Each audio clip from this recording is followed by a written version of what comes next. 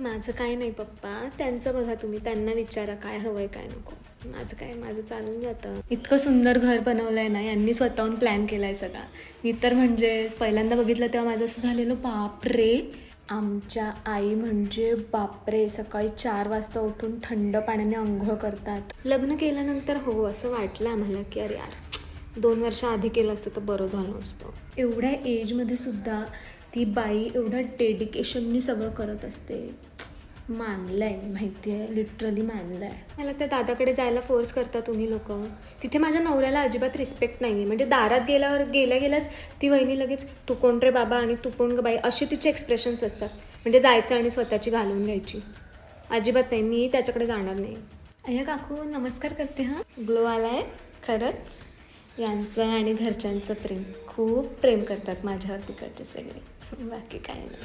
हां, यांचं जास्त. मानपान वगैरे करायची काय गरज आहे, घरचेच आहेत ते.